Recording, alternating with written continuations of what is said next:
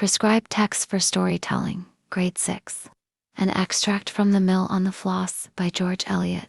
It was a great disappointment to Maggie that she was not allowed to go with her father in the gig when he went to fetch Tom home from the academy.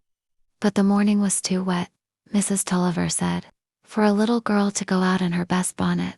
Maggie took the opposite view very strongly, and it was on account of this disagreement that, when her mother was brushing out her thick black hair, Maggie suddenly rushed and dipped her head in a basin of water.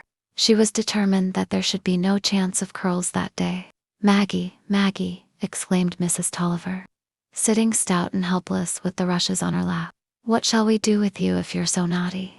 I'll tell your Aunt Glegg and your Aunt Pullet when they come next week, and they'll never love you any more. Oh dear, look at your clean pinafore, wet from top to bottom."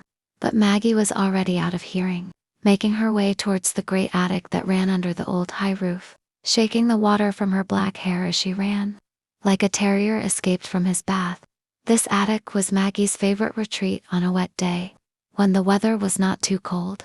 Here she got rid of all her bad tempers, and talked aloud to the floors and the shelves and the dark walls covered with cobwebs, and here she sometimes sat and sobbed with disappointment.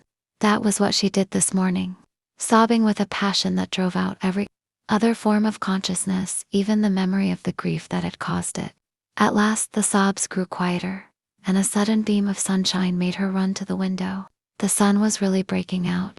The sound of the mill seemed suddenly cheerful, and there was Yap, the queer Witan brown terrier, with one ear back, trotting about and sniffing vaguely, as if he were in search of a companion. It was irresistible.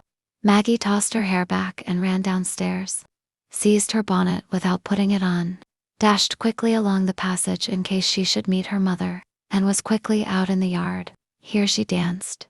Yap, Yap, Tom's coming home.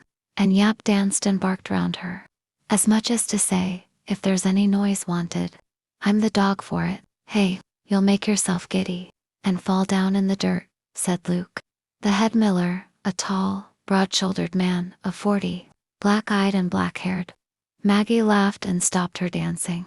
"Luke, may I go into the mill with you?" she asked.